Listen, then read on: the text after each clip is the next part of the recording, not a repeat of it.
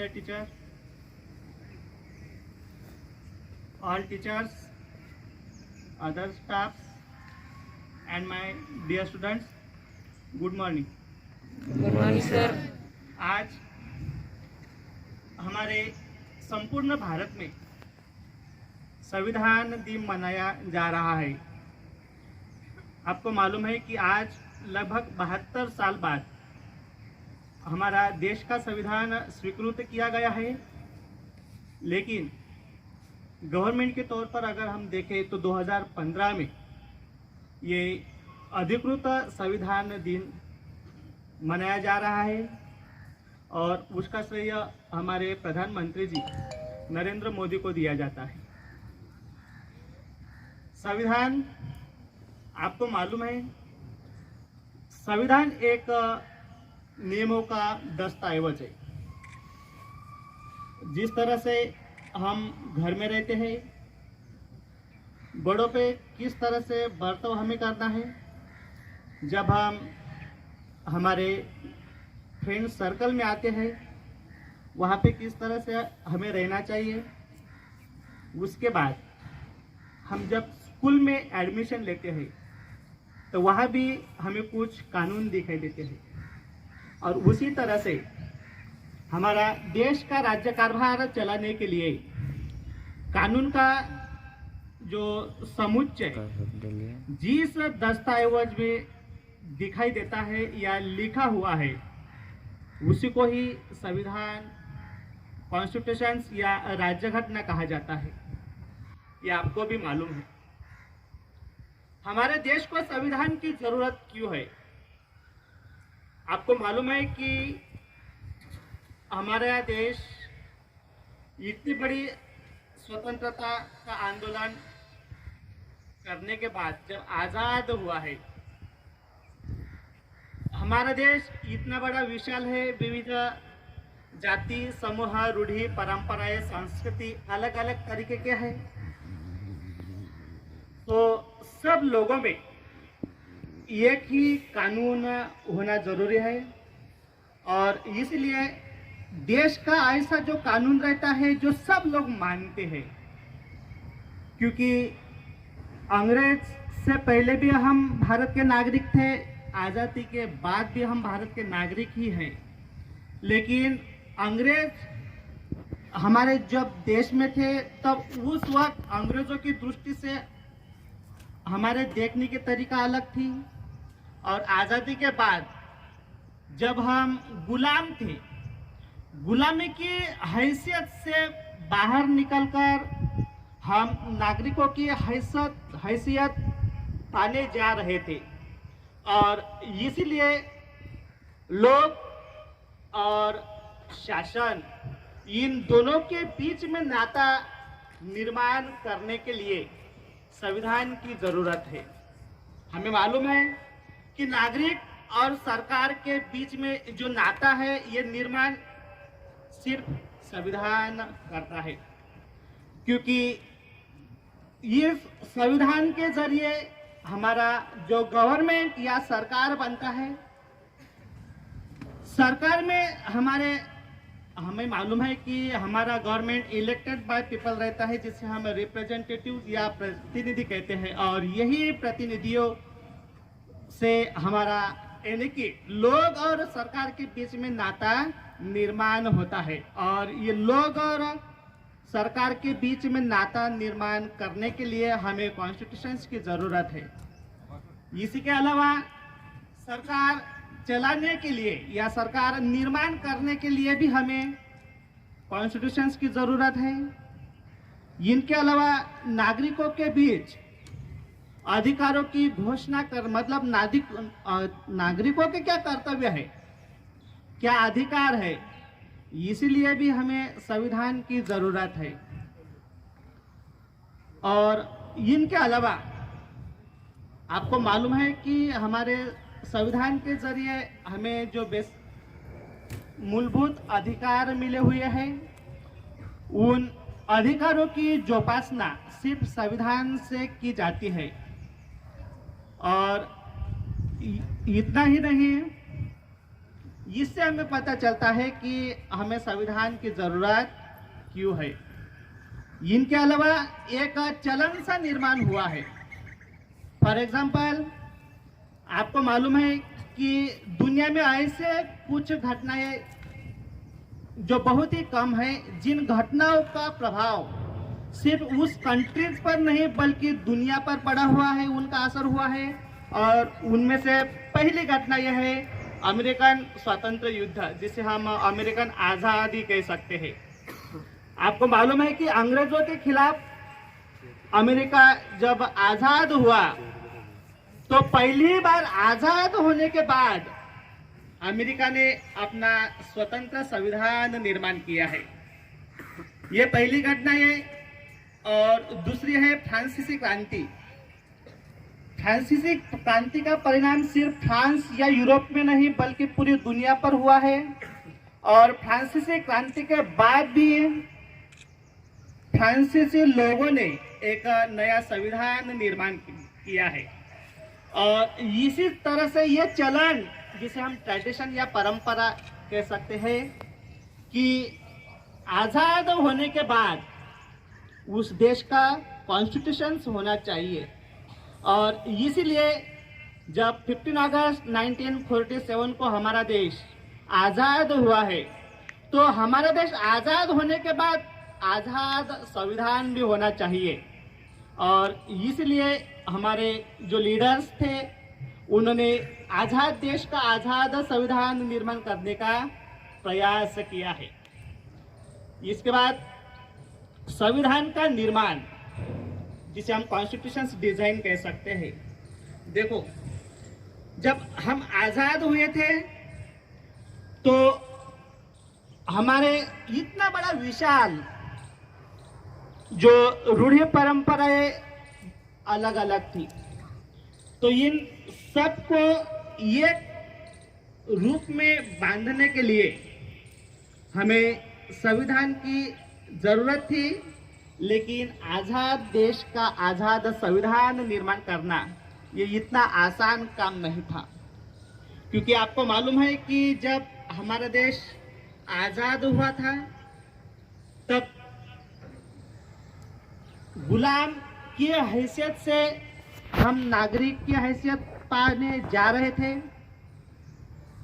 दूसरी समस्या, इतनी सारी कठिनाइयों में हमारा कॉन्स्टिट्यूशन निर्माण होने जा रहा था। इसके अलावा हमारा देश लगभग अंग्रेजों ने आज़ादी दिलाने के बाद ऐसी बहुत कुछ कठिनाइयां निर्माण की थी। उससे पहली कठिनाइयां जो इंटरनल आज़ादी के बाद हमारे देश के धर्म के नाम पर बंटवारा हुआ था। धर्म के नाम पर जो हिंसा हुई थी, लगभग दोनों ही देश के 2 लाख से ज्यादा लोग मार चुके थे।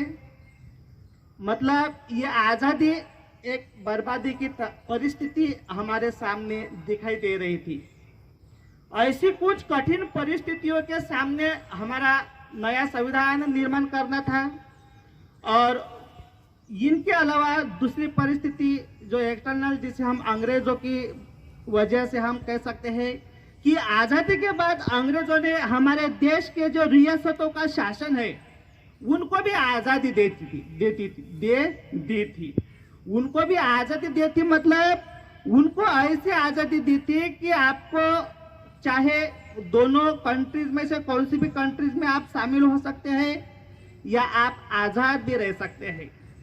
और यही परिस्थिति आज़ाद देश की सबसे बड़ी कठिन परिस्थिति निर्माण हो गई थी। और आपको मालूम है कि ये रियासतों के शासकों को भारत में शामिल करना ये लगभग अनिश्चित काम पर हम पहुंचे थे। लेकिन बाद में किस तरह से समस्या हल की है यह हमें मालूम है। लेकिन ऐसी परिस्थितियों में हमारा देश का संविधान निर्माण हुआ है। और आपको मालूम है कि 6 दिसंबर 1946 को आज़ादी के पहले ही हमारे देश की संविधान निर्मित की जो प्रोसेस है वो चल रही थी और लगभग 6 दिसंबर 1949 से लेकर 24 जनवरी 1950 तक ये जो ड्यूरेशन है, इसी ड्यूरेशन तक संविधान सभा का कार्य चलता रहा है। और संविधान सभा यानी कि आज जिस तरह से पार्लियामेंट हमारे देश में है, इसी पार्लियामेंट की रिस्पॉन्सिबिलिटीज हमारे संविधान सभाओं को दी थी। और लगभग 9 दिसंबर 1949 को पहली बैठक संविधान सभा की हुई थी। संविधान सभा के जो अस्थायी अध्यक्ष जिसे कहते हैं वो सच्चिदानंद सिन्हा थे। बाद में हमारे संविधान सभा के अध्यक्ष डॉक्टर राजेंद्र प्रसाद को बनाया गया है, लेकिन उनसे भी पहले अस्थायी अध्यक्ष सच्चिदानंद सिन्हा थे। उपाध्यक्ष हिरानी मुखर्जी और वीटी कृष्णमचारी थे। और इसी संविधान सभा के अंतर्गत आपको मालूम है कि हमारे घर में भी कुछ बड़ा प्रोग्राम होता है या स्कूल में भी बड़ा प्रोग्राम होता है, तो ये किसी एक व्यक्ति के जरिए या एक कमेटी के जरिए ये वर्क पूरा नहीं होता है। फॉर एग्जांपल हमारे स्कूल में जो कल्चरल प्रोग्राम रहता है वो किसी एक व्यक्ति के जरिए पूरा नहीं होता है, हर एक डिपार्टमेंट में उनका योगदान रहता है। उसी तरह से हमारे देश का संविधान निर्माण करने के लिए संविधान सभा के अंतर्गत लगभग 22 कमिटी स्थापन की गई है। और उनमें से जो सबसे इम्पोर्टेंट कमेटी थी जिसे हम ड्राफ्ट कमेटी या प्रारूप समिति कह सकते हैं, और इसे प्रारूप कमेटी के अध्यक्ष डॉक्टर BR अम्बेडकर को दिया गया है। और उसके अंडर में लगभग 6 मेंबर्स या सदस्य को दिया गया है। मतलब प्रारूप समिति के अध्यक्ष के साथ जो 7 सदस्य थे, इन 7 लोगों को संविधान निर्माण करने की रिस्पॉन्सिबिलिटी दी गई है। लेकिन आपको मालूम है कि हमारे देश का संविधान बनाने की ये जो जवाबदारी कह सकते हैं, इन पंडित और होशियार विधि तज्ञ को दी है। तो उस वक्त दिल्ली में बैठकर यह संविधान लिखने की जो प्रोसेस थी, उस प्रोसेस को कुछ रीजन की वजह से मेंबर्स उसमें अपना योगदान नहीं दे चुके थे। और उसमें कुछ लीडर्स, ऐसा माना जाता है कि कुछ लीडर्स को वहाँ की लोकल की जो परिस्थिति है वो अच्छी तरह से वहाँ पर सुटेबल नहीं हो रहे थे। कुछ मेंबर्स बहुत ही एल्डर्स थे, कुछ मेंबर्स वहाँ पे लोकल के पॉलिटिकल में इतने बिजी थे कि वहाँ पर कॉन्स्टिट्यूशन क्रिएट करने के लिए अपना वो समय नहीं दे जा रहे थे। कुछ लोगों का देहांत तो हो चुका था बीच में ही। मतलब इस तरह से 6 मेंबर्स के अलावा जो एक अध्यक्ष थे, ऐसे एक रीजन की वजह से एक मेंबर्स वहाँ पे उन कमिटियों से कम होते जा रहा था। और आपको मालूम है प्रारूप जिसे मसौदा समिति कह सकते हैं, ड्राफ्ट कमेटी के चेयरमैन डॉक्टर BR अम्बेडकर, इन्होंने अपनी देश को अपना योगदान, मतलब देश की जरूरत को समझा है और देश के जरूरतों को अपने, उनकी भी तबीयत ठीक नहीं थी, लेकिन अपने तबीयत की परवाह न करते हुए देश के पूरे नागरिकों के लिए एक समानता, जिसे हम सामाजिक और आर्थिक तौर पर इक्वलिटी प्रस्तावित करने के लिए मुझे जो यह अवसर मिला है, शायद ऐसा अवसर मुझे जीवन में कहीं भी नहीं मिल सकता है। और यही दिखाने का प्रयास प्रारूप समिति के अध्यक्ष के नाते से डॉक्टर BR अम्बेडकर ने इस देश को दिखाने का प्रयास किया है। और आपको मालूम है कि लगभग ये आज़ादी के पहले, मतलब 6 दिसंबर 1940 6 को जब संविधान सभा का आयोजन किया गया था, तब हम आजाद नहीं हुए थे। उस वक्त लगभग 389 मेंबर्स संविधान सभा के थे, लेकिन बाद में आजादी के बाद लगभग आफ्टर 3 मंथ्स जब आजाद हुआ है भारत, तब इनमें से कुछ मेंबर, मतलब पार्टीशन होने के बाद कुछ मेंबर पाकिस्तान में गए हैं, मतलब उनका डिवाइडेशन पाकिस्तान में हुआ है, और इस तरह से लगभग 299 मेंबर्स आजादी के बाद संविधान सभा में रहे हैं। और ये जो संविधान सभा के जो मेंबर्स का इलेक्शन है, जिसे हम प्रांतीय सरकार में से उनको चुनाया जा रहा था। आज जिस तरह से हमारे देश में 28 स्टेट्स और 8 यूनियन टेरिटरीज है, उसी तरह से आज़ादी से पहले लगभग 24 प्रोविंशियल गवर्नमेंट जिसे हम कह सकते हैं, उनमें से उनका चुनाव हो चुका था, और लगभग अलग अलग राज्य के अलग अलग प्रतिनिधि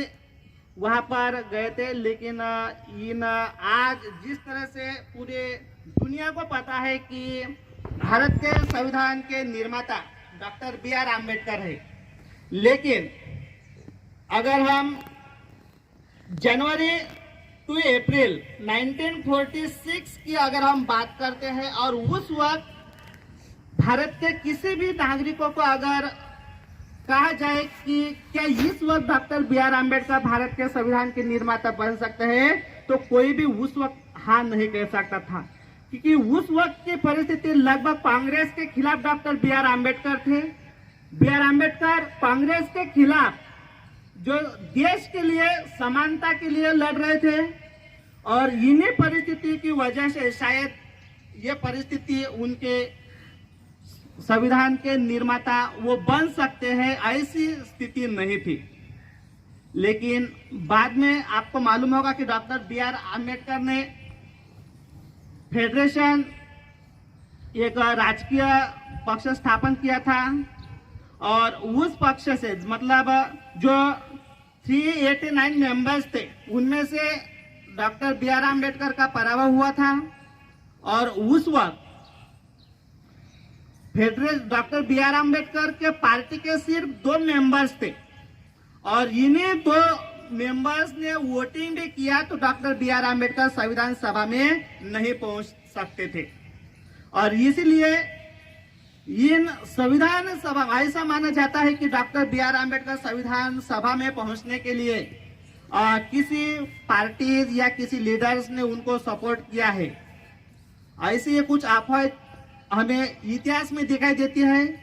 लेकिन सत्य क्या है, ये जब डॉक्यूमेंट्री पढ़ते हैं, और खास तौर पर डॉक्टर BR अम्बेडकर का जब और संविधान सभा के जो 12 वॉल्यूम जो रिकॉर्डेड है, उनसे अगर हम देखने का प्रयास करते हैं, तो डॉक्टर BR अम्बेडकर को किसी भी राजनीतिक पार्टी या किसी भी नेता का सपोर्ट नहीं था। और उस वक्त की अगर बात कहें, तो आपको मालूम है कि नेता आजादी के बाद हमारे देश के नेता तो पंडित जवाहरलाल नेहरू थे, लेकिन कांग्रेस का पूरा सपोर्ट सरदार पटेल को था। और जब संविधान सभा में पहुंचने की कोशिश डॉक्टर BR अम्बेडकर कर रहे थे, लेकिन पॉलिटिकल सिचुएशन उनको अच्छी नहीं थी, और ऐसा माना जाता है कि ऐसा कहा जाता है कि सरदार पटेल ने कहा था, शायद ये किसी को मालूम भी होगा, सरदार पटेल ने यह कहा था कि डॉक्टर BR अम्बेडकर को संविधान सभा का दरवाजा तो क्या, वहां की रोशनी या खिड़कियां भी हमने बंद की है। मतलब ऐसी परिस्थिति डॉक्टर BR अम्बेडकर के सामने थी, लेकिन उनकी जो स्टडी संविधान के बारे में थी, देश के हर एक कंट्रीज के संविधान की जो स्टडी उन्होंने की थी, उस बुद्धिमत्ता की जोर से लगभग उनके पार्टी के जो 2 मेंबर्स थे, एक बिहार का था, और बिहार की मेंबर्स की वजह से मतलब फेडरलिज्म और मुस्लिम लीग, इन्होंने बिहार की जो सदस्य थे वो मंत्री थे वहां पर, मतलब मुस्लिम लीग और डॉक्टर बी आर आम्बेडकर का जो पक्ष था, उन दोनों के मिश्र सरकार बंगाल में था, और वहां पे मिनिस्ट्री जो था वो आम्बेडकर के पक्ष का था। और उन्होंने कहा था कि अगर आपको संविधान पहुंचना है तो मैं आपको बंगाल से संविधान सभा तक पहुंचने का प्रयास करता हूं। और बी आर आम्बेडकर के पास दूसरा कोई मार्ग भी नहीं था, और उन्होंने कहा कि मैं संविधान सभा में जाने के लिए तैयार हूं, और शायद देश की जरूरत के लिए भी। और तब बिहार से doctor B R Ambedkar assembly में पहुंचे। उसके बाद भी ऐसे कई कठिनाइयों का सामना बी आर आम्बेडकर के पास था, लेकिन संविधान सभा में पहुंचने के बाद उन्हीं की अगर हम बात करते, बैरिस्टर जयकर इनमें और बैरिस्टर सप्रू, इन दो कांग्रेस के पक्ष में दो लोग थे जो संविधान निर्माण कर सकते हैं।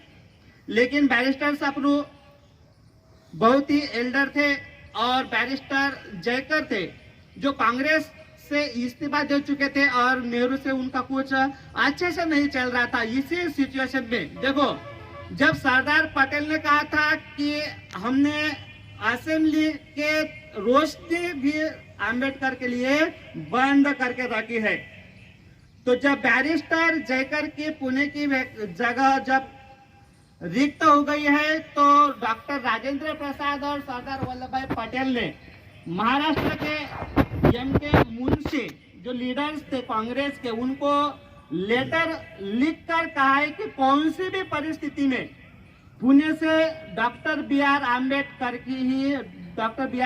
ही असेंबली में आना चाहिए, क्योंकि उनको मालूम था कि संविधान निर्माण करने के लिए जिस तरह से वो मतलब संविधान कौन तैयार कर सकता है, ये जो सर्चिंग वो कर रहे थे, देश विदेश के लोगों की सर्चिंग कर रहे थे। जब विदेश में जाते थे तो विदेशों में ऐसा उनको आंसर मिलता था कि आपके देश में ही तो डॉक्टर बी आर आम्बेडकर ये की व्यक्ति है जो कॉन्स्टिट्यूशन निर्माण करता है, वो आपके भारत में है, फिर भी आप अदर कंट्रीज में क्यों ऐसा सर्च कर रहे हैं कि हमारे देश का संविधान निर्माण करना है। मतलब देखो कि पूरी दुनिया में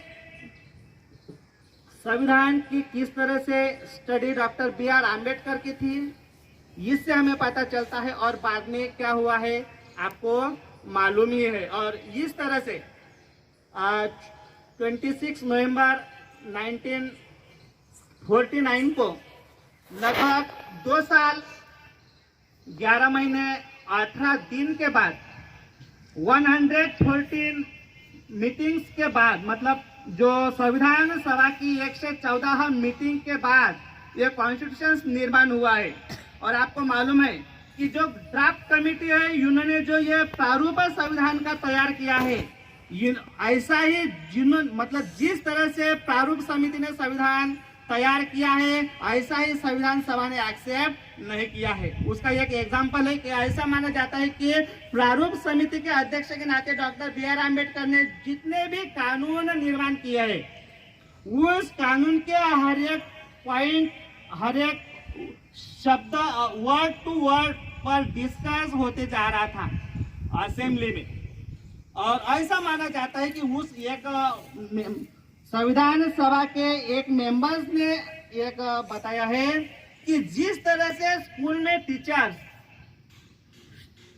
स्टूडेंट्स की डिफिकल्टी को सॉल्व करने का प्रयास करते हैं, उसी तरह से doctor B R Ambedkar assembly के जो मेंबर्स जब सवाल करते थे कि यही पॉइंट, यही शब्द यहाँ पे क्यों है, ये निकालना चाहिए, तो वो क्यों बराबर है, इसका अच्छी तरह से स्पष्टीकरण डॉक्टर बी आर आम्बेडकर ऐसा देते थे कि उनको भी ये मालूम हो चुका है कि यही कानून हमें क्यों स्वीकार करना है।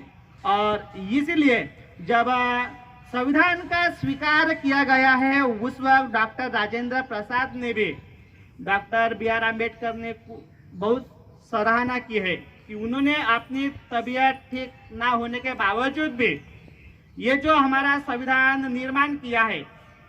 और इसीलिए भारत के संविधान के शिल्पकार डॉक्टर B.R. आम्बेडकर ही है, ऐसा प्रशस्ति पत्र डॉक्टर राजेंद्र प्रसाद ने डॉक्टर B.R. आम्बेडकर को दिया है। मतलब इस तरह से, और इसलिए आज संविधान दिन ये डॉक्टर B.R. आम्बेडकर के नाम से जाना जाता है।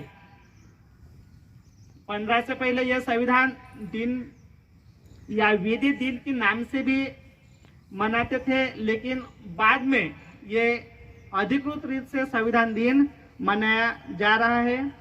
हमारे स्कूल में संविधान दिन के अवसर पर मुझे 2 शब्द कहने की जो अपॉर्चुनिटीज दिए हैं, उसके लिए मैं आभार व्यक्त करता हूँ। और आप सभी छात्रों ने बहुत ही शांतपूर्ण परिस्थिति में बैठकर मुझे सुना है, इसलिए आपका भी मैं आभार व्यक्त करता हूँ और यहाँ पे मेरे वाणी को पूर्ण विराम देता हूँ। जय हिंद।